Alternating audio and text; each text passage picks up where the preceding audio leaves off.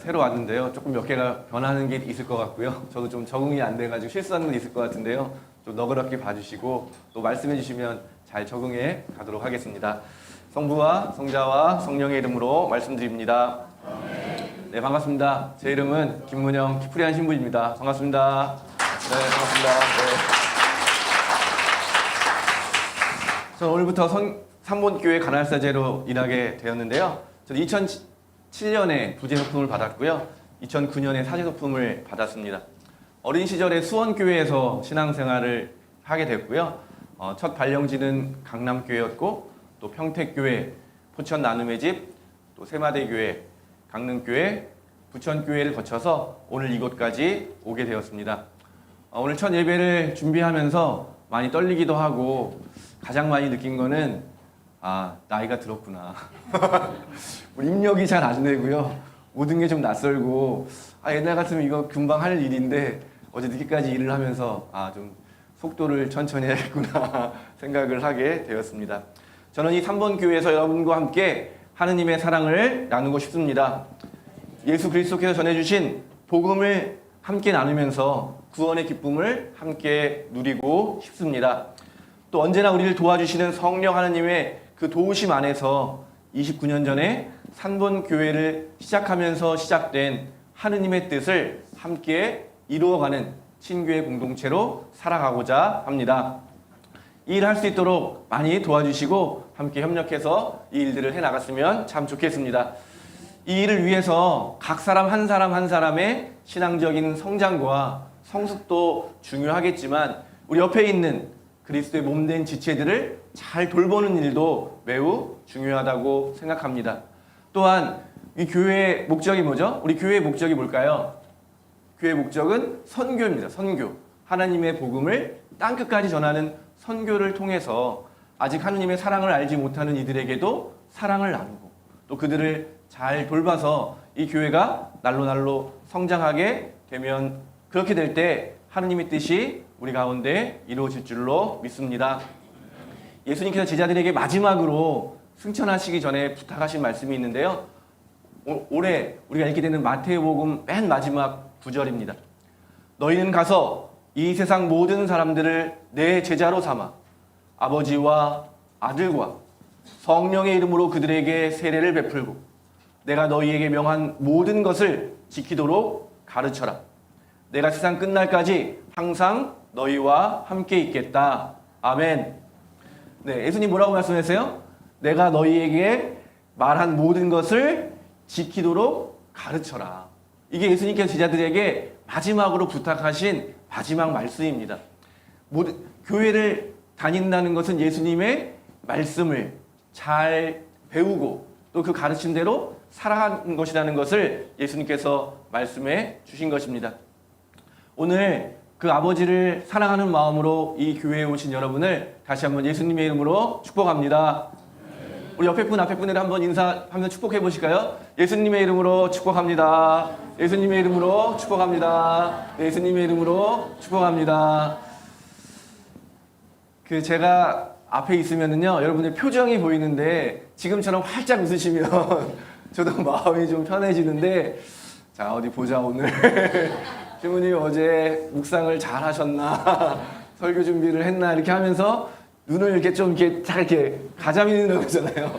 그렇게 보시면 떨리고 긴장이 돼서 준비한 거 잘 못할 때가 있어요. 그래서 여러분 저를 보고 많이 웃으시기 바랍니다. 네, 옆에 분에게도 항상 많이 웃으시면서 우리 교회에 오면 항상 웃으면서 서로를 축복해주는 그런 교회가 됐으면 좋겠습니다. 좀 전에 제가 읽어드린 마태복음 제가 이야기를 드렸는데요. 가르치는 거에서 굉장히 강조하는 성경입니다.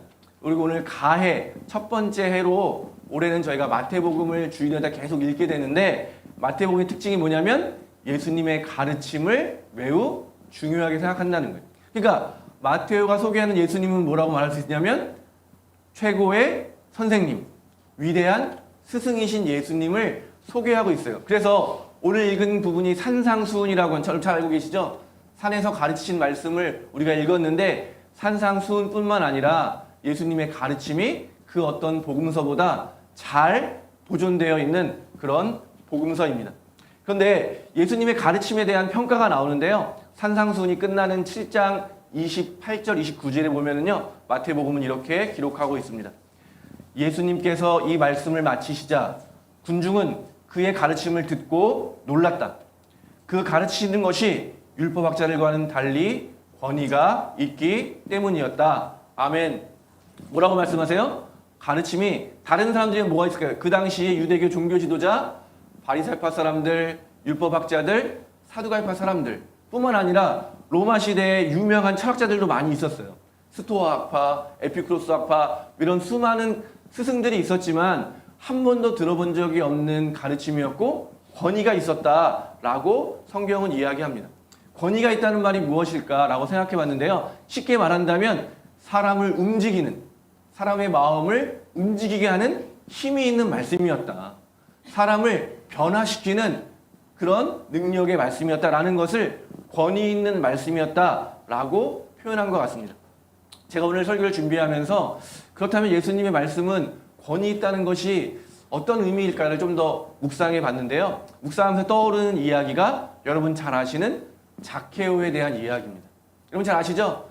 키 작은 자케오. 자케오가 예수님을 만나기 위해서 어디에 올라갔다고요? 네, 뽕나무에 올라가서 예수님을 만난 그 이야기, 그 예수님의 가르침이 저는 그 이야기에서 가장 잘 드러난다고 생각이 들었어요. 그래서 오늘 그 이야기를 좀 나눠보려고 하는데요. 자케오에 살던 도시는요, 예리고라고 하는 도시입니다. 예리고는 아주 큰 도시예요. 그러니까 상업이 발달하고 부자들도 많고 사람들이 많이 사는 곳이기 때문에 세금을 걷는 사람 입장에서는 어떨까요? 알짜배기죠, 아주. 예?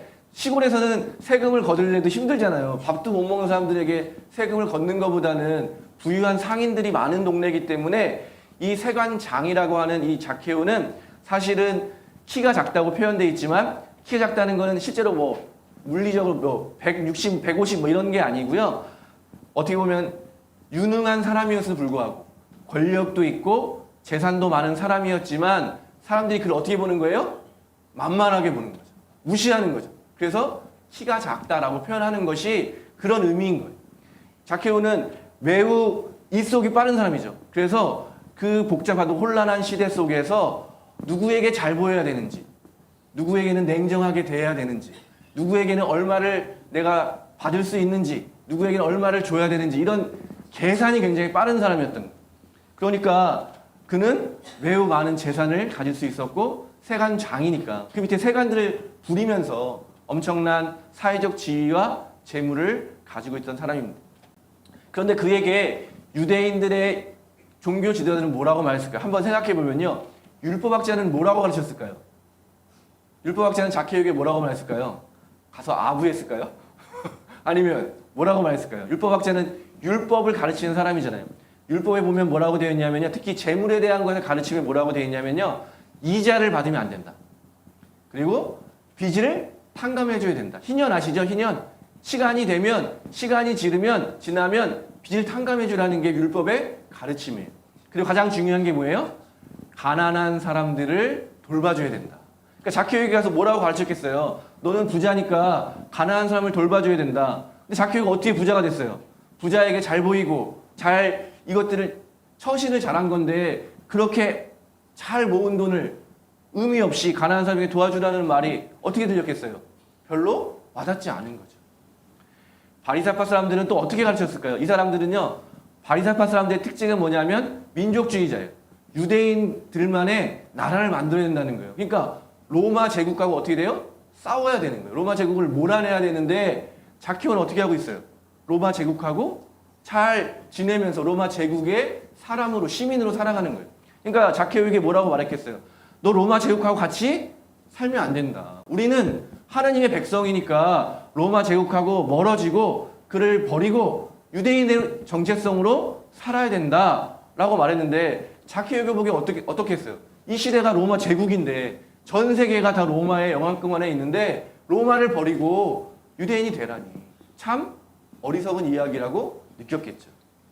사두가이파 사람들은 어떻게 가르쳤을까요? 이분들은 성전에서 제사를 드리는 사람들이거든요. 그러니까 절기가 되면 봉헌을 잘해야 된다. 큰 소를 가져오면 하느님의 축복을 받을 수 있다. 네 죄를 용서받을 수 있다. 봉헌을 잘해야 된다. 이렇게 강조했을 것 같아요. 그런데 자케오가 볼 때는 유대 성전에 봉헌하는 게 좋겠습니까? 아니면 그리스 신전에 가서 봉헌하는 게 더 훨씬 효과가 있을까요? 그 당시에 종교는요, 그냥 비즈니스하고 굉장히 연결되어 있는 거예요. 그 사람이 어디에 가서 뭘 바쳤다는 거는 굉장히 사회적이고 경제적인 것들을 포함하는 거예요. 유대 성전에 봉헌하는 것과 그리스 제우스에게 봉헌하는 것은 의미가 다른 거죠.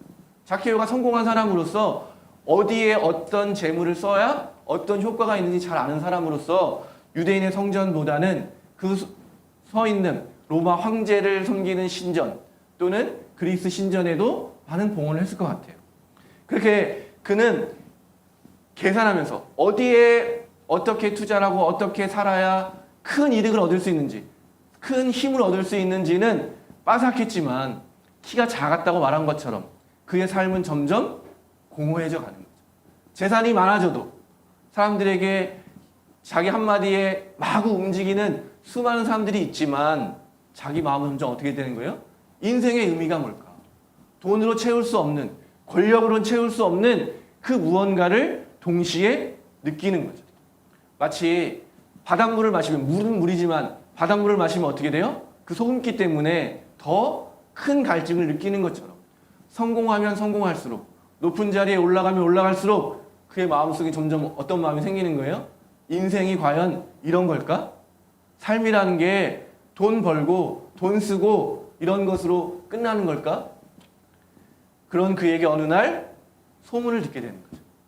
예수님이라는 분이 저 갈릴리 지역에서 예루살렘으로 향해 가고 계시는데 이제 곧 우리 도시를 지나게 된다. 그분이 어떤 사람이라는 거예요? 병자를 고쳐주시고 사람들을 변화시키고 사람들의 마음을 움직이고 어부들이 모든 것을 버리고 그분을 따랐다는 그런 소문을 들었을 때 무엇이 있길래 사람들이 모든 것을 버리고도 예수님을 따라갈 수 있었을까? 가족도 버리고 재산도 버리고 직업도 버리고 고향도 버리고 예수님을 따라간 이유가 무엇일까? 그래서 그는 그 예수님을 보기 위해서 예수님을 나무 위에 올라가서 기다렸던 거죠. 성경에는 예수님이 그에게 뭐라고 말씀해 주시는지는 정확하게 나오지. 이것이 바로 신앙의 핵심 내용이라고 저는 생각합니다. 예수님이 그를 한 존재로, 귀한 인간으로, 친구로 여겨주셨을 때 자케오는 놀랍게도 자기 이야기를 하면서 뭐라고 고백하냐면요, 자기의 재산의 반을 가난한 사람들에게 나눠주겠다고 합니다. 율법학자들의 율법의 가르침을 몰랐던 것입니다. 이것이 바로 예수님의 가르침이라고 저는 생각합니다. 이론적으로 하느님은 어떤 분이고 성경은 이런 의미가 있고 이런 것으로 말씀해 주시는 것이 아니라 오늘 예배를 통해서 우리에게 찾아오셔서 우리의 이름을 불러주시고 우리 한 사람 한 사람의 형편과 처지를 알아주시고 우리 내면의 깊은 곳에 정말 찾고자 하는 인생의 참 의미를 알려주시는 거예요. 우리 스스로가 어떤 존재인지를 깨닫고 우리가 하느님을 향해서 함께 걸어갈 수 있도록 우리와 함께 걸어가시는 분. 그분이 바로 예수님이라고 저는 믿습니다. 무슨 맛일까 상상하게 만드는 그런 이야기를 하는데 가장 큰 칭찬 중에 하나가 뭐예요? 재료 본연의 맛이 살아있습니다. 재료의 맛을 참 잘 살렸습니다. 그러니까 저는 소금이 그 맛을 내게 하는 그것이라고 생각하거든요. 그런데 우리한테 소금이라고 말씀해 주신 거는 뭘까? 이 세상의 참 맛을 깨닫게 하는 것. 바꿔 말하면 살맛 나게 하는 존재라고 저는 생각해요. 소금이라고 말씀해 주신 거는 살맛 나게 하는 존재. 그런데 여러분 이렇게 좀 힘들고 하루를 힘들게 지내고 또 걱정이 막 누를 때 여러분 어떤 말이 나와요? 아, 참 죽겠다. 죽을 맛이다 이런 말을 많이 하시잖아요. 세상 사람들은 살 맛을 못 느끼고 어떻게 살아가고 있어요? 대부분 죽을 맛을 느끼며 살아가는 거예요. 그런데 소금이 탁 들어가면 죽을 맛이 뭘로 변하는 거예요? 살 맛으로 변하는 거죠.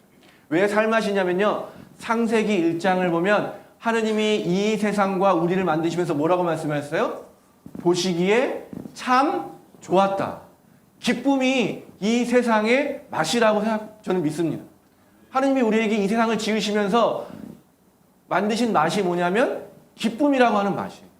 그런데 그것을 맛을 잃어버린 세상에 다시 이 세상의 본연의 맛, 살맛을 나게 하는 존재가 소금인 거죠. 저와 여러분을 소금으로 불러주신 이유는 살맛 나게 해라. 이 세상이 어떤 맛인지를 세상이 알게 하기 위해서 불러주셨습니다. 여러분 어떨 때 살맛을 느끼세요? 로또 돼야 서울에 한 30평 아파트를 사야 살맛을 느끼시나요? 좋은 자동차를 탁 뽑고 드라이브를 가야 살맛을 느끼시나요? 언제 살맛을 느끼세요? 별로 없으신 것 같은데. 아멘. 네. 박수 한번 주세요. 모범답안. 네.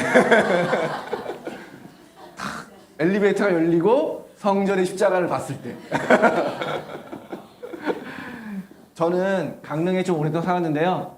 제가 도시에 살다 보니까 그런 걸 못 느꼈는데 강릉에 살다가 보니까 아침에 눈을 뜨는데 새소리가 들려와요. 새소리가 막 들려오거든요. 다양한 새소리가 들려오는데 그러면 창문을 딱 열면 햇살이 탁 비치고 커피를 탁 내려가지고 커피 한 잔 마시는 게 너무너무 행복하더라고요. 저는 그런 데서 살맛을 느끼고 저한테 이렇게 얘기해 주거든요. 좋아. 너무 좋아. 너무 좋아 보여. 그러니까 이렇게 얘기하세요. 그러니까 저도 그런가요? 네, 감사합니다. 이렇게 얘기하면 하면서도 참 마음이 좋은 거예요. 내가 살쪄서 좀 그랬는데 참 보기 좋구나. 진짜인지는 모르겠어요. 그런데 그렇게 말해주시니까 너무 좋잖아요. 근데 어떤 분은 똑같은 이야기인데 뭐라 했냐면요. 참 편한가 보다. 요즘 뭐 일 안 하나 봐. 말 한마디인데 말 한마디인데 똑같은 상황이고 똑같은 걸 변화를 알아차리는 것이 똑같은데 말 한마디를 어떻게 하느냐에 따라서 살 맛이 되기도 하고 죽을 맛이 되기도 하는 거죠. 살 빼야겠구나. 나게 만든 사람이 있다면 괜찮구나. 좀 더 행복하게 살아야지. 이렇게 말하는 사람이 있다면 여러분은 어떤 사람이 되고 싶으십니까? 하느님은 오늘 저 여러분에게 소금이 되라고 이야기하시는 것. 두 번째는 빛이 되라고 말씀하시는데요. 빛은 뭐 진리를 보게 하고 우리가 어떤지 알게 하고 보게 하는 그런 기능도 있지만 빛이라는 거는 생명 자체라고 저는 믿습니다. 생명이 되라는 거죠. 여러분 지쳤을 때 힘이 없을 때 누군가 만나면 막 기운이 나는 분 있잖아요. 그냥 같이 있기만 해도 그냥 다 뭔가 힘이 나고 헤어지기 싫고 같이 오랫동안 있고 싶었던 옆에 계신 우리 배우자들. 그래서 결혼하신 거잖아요. 헤어지기 싫어서 같이 있기만 하면 너무너무 좋고 행복하고 그런 것처럼 빛이 되라고 하는 건 저는 그 생명, 나에게 주신 그 생명을 나누는 사람. 우리가 예수 그리스도의 십자가와 부활을 통해서 참 생명을 얻은 그런 사람들이잖아요. 이 생명의 기운을 나눠주는 사람들. 근데 어떤 사람들이 많아요? 생명의 기운을 빨아들이는 사람이 많죠. 나만 잘 살면 돼. 막 기운을 뺏어가는 사람들이 있다면 그리스도인들은 생명을 나눠주는 사람들. 누군가에게 영향력을 주고 힘을 주고 격려해주고 넘어진 사람들을 일으켜주고 무언가 하는 사람들을 잘 될 수 있도록 축복해주는 사람. 그게 바로 저는 빛이라고 믿습니다. 사랑하는 교회 여러분, 하나님께서 오늘 저와 여러분을 이처럼 귀한 존재로 불러주셨고 뿐만 아니라 이 예배를 통해서 우리가 드린 예배 시간에 저와 여러분을 소금과 빛으로 빚어주시는 줄로 믿습니다. 우리 함께 예수님의 말씀에 귀를 기울이면서 제가 있는 이 삼본교회에서 관할스절이 있는 동안에 함께 성서를 읽고 묵상하고 그 은혜를 나누는 시간이 많았으면 참 좋겠습니다. 그래서 예수님의 가르침을 잘 배운 사람, 예수님이 마지막 부탁하신 것처럼 다른 사람에게 예수님의 가르침을 잘 전해주는 사람으로 우리가 훈련되기를 소망합니다. 우리 함께 기도하는 사람이 됐으면 좋겠습니다. 기도하는 사람은 잘 연결되는 사람이에요. 하나님하고도 잘 연결되고 아까 제가 말씀드렸던 것처럼 옆에 있는 사람의 마음도 잘 알아주고 그 사람을 위해서 기도해주고 그 사람의 필요를 말하기 전에 챙겨주는 사람. 그래서 우리 모두가 기도의 사람이 되어서 기도의 훈련을 통해서 하느님과 이웃과 잘 연결되는 그런 은총을 누릴 수 있게 되기를 소망합니다. 우리 3번 교회 교우님들 모두가 주님의 손과 발이 되어서 세상을 치유하고 섬길 수 있게 되기를 간절히 소망합니다. 우리 모두가 진리 안에서 자유와 기쁨을 누리는 그런 신앙생활을 함께 하기를 소망합니다. 제가 많이 부족하지만 최선을 다해서 함께 이런 일들을, 이런 꿈들을 이루어 갔으면 좋겠습니다. 하느님 아버지께서 우리에게 바라시는 것은 바로 이런 것이 아닐까 생각합니다. 우리 먼저 행복하고 우리의 행복이 다른 사람들에게도 전해지는 것. 정말 죽을 맛으로 살아가는 사람들, 생명의 기운이 없어서 정말 고통스러워하는 사람들에게 소금과 빛으로 살아가는 우리 한 사람 한 사람, 또 우리 3분교회가 되기를 예수님의 이름으로 축복합니다. 성부와 성자와 성령의 이름으로 말씀드렸습니다. 우리 시간 잠시 말씀을 묵상하겠습니다.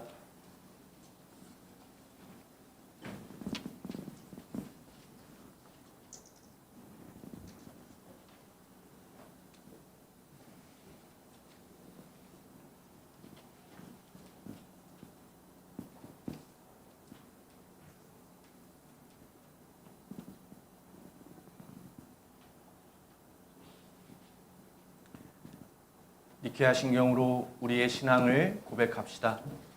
우리는 믿나이다.